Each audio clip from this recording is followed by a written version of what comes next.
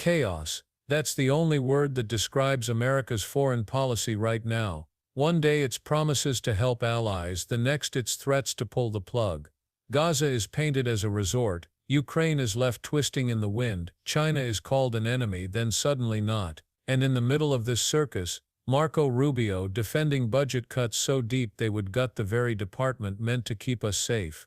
Dina Titus wasn't having it. She cut straight through the noise and asked the question every American should be asking: how does slashing diplomats, closing embassies and delaying visas make us stronger? The truth is it doesn't. It weakens us. It risks our economy, our credibility, and even our national security. Thank you, Mr. Chairman. Thank you, Mr. Secretary. You know, I keep hearing you say your job is to carry out the mission of the executive branch and the agenda of the president. It's kind of hard to figure out what the president's foreign policy is. It jumps around from Gaza being a resort area to we're going to help Ukraine or we're not. We're going to have tariffs on China or we're not. We're meddling in the Romanian election. I don't know how you figure out what the agenda is. Also, you say you want to make the State Department stronger, but everything we've seen coming from y'all is that you're dead set on kind of killing it or at least undermining American interests. I think you proposed an 84% budget cut, plans for widespread diplomatic closures, laying off staff across the board. I don't see how any of those things really makes us stronger and delivers for the American people. Now, I believe that jeopardizes our national security, but I want to ask you something a little more arcane, a little more specific to my district that has to do with some economic investments, and that's about tourism. You know, we've been working very hard to improve the visa services over the last few years. Seems to me what you're doing is going to undercut that and move us backwards. We're already seeing this as a problem in Las Vegas, where tourists are down by 8% just in a few short months. And this problem's going to become more acute as we look to host the Olympics and we host the World Cup. So could I just ask you, are you planning to cut the Consular Affairs Bureau that does the visas by 15% like we're hearing? No, consular affairs may actually even be expanded. And in fact, we are looking for ways to do double shifts in some of our embassies around the world because of the visa requirements. For example, if you haven't applied for a visa from Colombia already, you probably won't get here in time for the World Cup unless we go to double shifts. So we've even talked about reassigning foreign service officers, many of who are trained earlier in their career in consular services, to provide 24-hour presence in some of our embassies and consulates around the world just to handle the visa load for things like the World Cup, the FIFA World Cup, the FIFA Club Cup, and then the Olympics 2 years behind it. How are you going to do that with an 84% budget cut? There's no 84%, but I think you're referring to USAID when it comes to the State Department. I know that's part of it, but just yeah, generally. But when it comes to the State Department, our consular services are actually intend on ramping up efforts because of the reasons that I've just outlined below, because of the reasons I just outlined earlier. And we recognize that as a top priority. We want it to be a success. It's a priority for the president. And I think there are good numbers because it's the same division that handles it. We are setting records in the numbers of passports that are being processed. Same group of people, so it shows that our systems are improving. And finally, we're looking at ways to infusing technology and AI to even further and rapidly increase that process even further, particularly for people, people who have had visas in the past, so we're just restoring visas. We can move even much quicker on many of those. Well, I'm glad to hear you say that, but I want to look and see what you do, not just what you say, because when you talk about cutting budgets, talk about cutting personnel, talk about closing embassies and consulates, I don't know how you can increase the visa process or make it quicker. There's no proposal at this time to close embassies or consulates. That's been media reporting because people like to leak lies, but there's no such work. So that's not happening? None are proposed, and I think I would know. Know about it? Well, okay. Well, let's check that out and see where that information is coming from. If I could switch just a little bit to Afghanistan, you've heard a little bit about that. I introduced legislation to authorize the CARE Act, the Coordination for Afghan Relocation Efforts. You voted for that, Mr. Secretary. Mr. Mass voted for that. We called for this to be created and have an appointment made.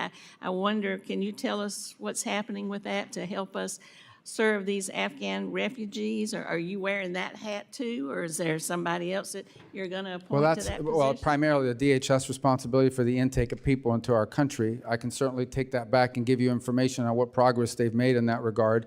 But I will also tell you that one of the things we're tackling right now is we have to be able to properly vet anyone who comes into this country, given the mass migration events we've confronted over the last 3 years. I suspect these people are vetted as much or more than just about anybody else coming into the country as Well, refugees. some of them, they include dependents, and in many cases, a higher level of vetting is necessary because they're coming from countries where we don't have a lot of information. Not every country keeps, including Afghanistan, has perfect records. Some of them, we know them because they've worked with us in the past. Others, we just have limited information on them.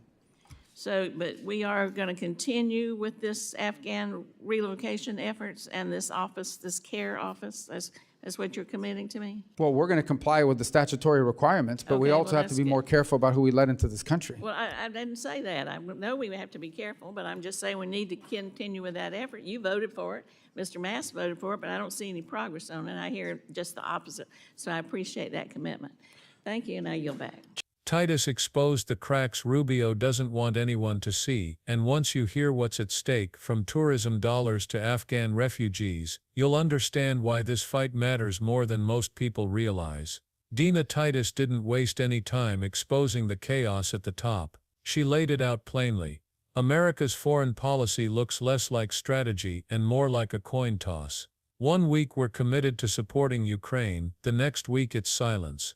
One day China is declared the greatest threat, the next it's brushed aside. Reports of interference in elections abroad swirl, while allies watch in confusion, wondering what America really stands for.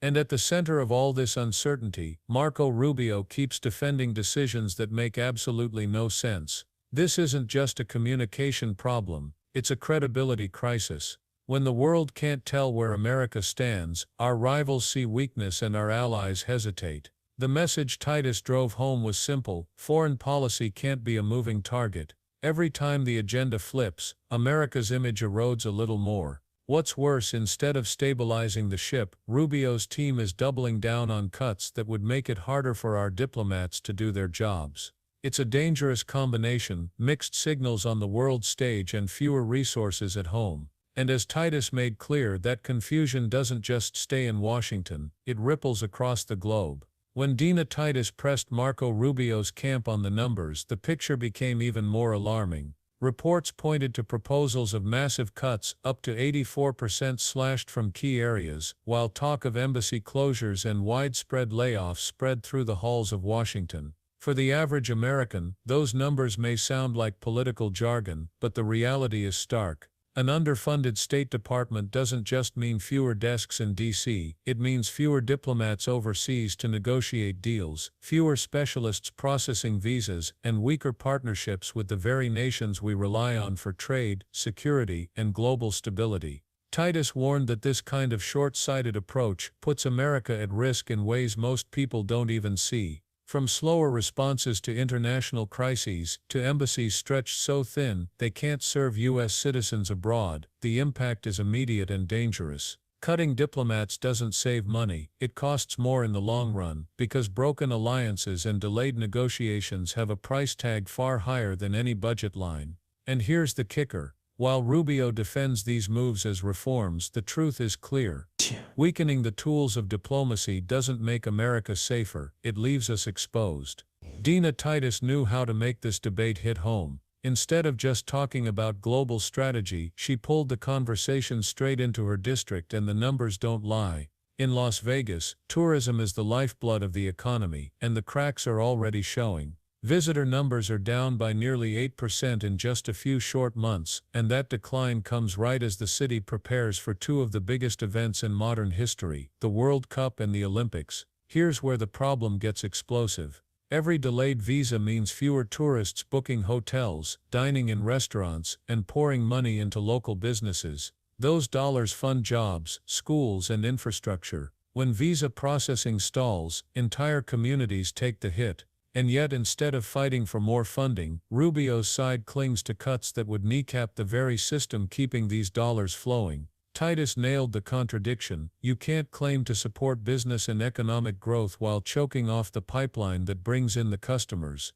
Expanding consular services would be a win-win: faster visas, more revenue, stronger ties. But instead, political posturing takes priority, leaving Nevada families and millions nationwide at risk of losing out on billions. When the debate shifted to Afghan refugees, Dina Titus delivered one of her sharpest blows. She reminded everyone that these weren't just random migrants, they were allies who risked their lives to stand shoulder to shoulder with U.S. forces. Translators, guides, and support staff who made missions possible now find themselves stranded in limbo. Congress even voted to create the CARE Act, a program meant to coordinate their relocation. Rubio supported it on paper. But where's the follow-through? Titus made it clear progress has stalled, and the promises made to these families are fading fast. It's more than a humanitarian issue. It's a matter of credibility. When America vows protection and then abandons those who helped, it sends a chilling message to future allies: don't trust U.S. commitments. That doesn't just weaken our moral standing, it jeopardizes the lives of soldiers in future conflicts who may struggle to find local partners willing to help. Meanwhile, agencies tasked with resettlement are strapped for resources, forced to juggle strict vetting with limited staff, and with embassy support shrinking, the process slows to a crawl. Titus exposed the reality. Political leaders talk tough about supporting the troops, but failing these Afghan allies betrays that very promise. When Dina Titus pressed the administration about embassy closures and staff cuts, the response came back fast: no closures are planned. On paper that sounds reassuring, but Titus wasn't buying it, and neither should anyone else. Because budgets don't lie. You can't slash funding, trim staff, and still expect embassies to run at full speed. It's like cutting half the firefighters and then insisting the fire department is stronger than ever. The math just doesn't work. Behind the polished denials, the reality is far messier.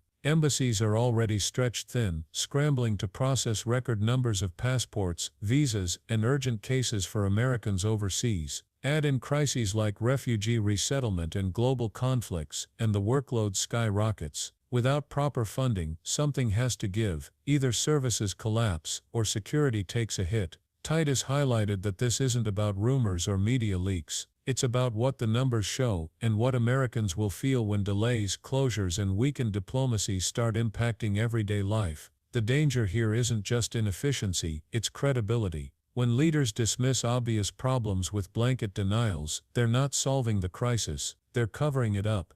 And that gap between words and reality, it's where national security starts to crumble. By the time Dina Titus finished, the larger picture was impossible to ignore. This wasn't just about budget lines or bureaucratic squabbles, it was about the future of American credibility, the economy at home, and the safety of allies abroad. Titus connected the dots: unstable foreign policy, slashed resources, weakened diplomacy, stalled visa processing, and broken promises to Afghan partners. Each piece on its own is troubling. Together they paint a picture of a nation undercutting itself at the exact moment it needs to project strength. For Americans, the fallout is closer than many realize. Families waiting on visas for relatives, businesses depending on international tourism, veterans who know what it means to keep a promise, all are caught in the ripple effects of leadership that values posturing over solutions. And for the world watching, it signals hesitation where there should be resolve. Titus's message was simple: you cannot keep America safe by weakening the very tools that protect it. Diplomacy, alliances, and credibility are not luxuries, they are the backbone of security and prosperity. Ignoring that reality doesn't just risk political points, it risks lives, livelihoods, and America's standing in the world. And that's the real cost no one can afford. At the end of the day, Dina Titus exposed a reality too big to ignore. America can't afford to gamble with its credibility, its economy, or its promises. Slashing resources while expecting stronger security is a recipe for failure, and Titus made it clear that the stakes go far beyond politics. They reach into communities, families, and allies who trusted us. The choice is simple: invest in diplomacy and keep our word, or watch our influence erode piece by piece. What do you think? Should America double down on diplomacy or risk losing it all? Drop your thoughts below, and don't forget to like, subscribe, and hit the bell for more.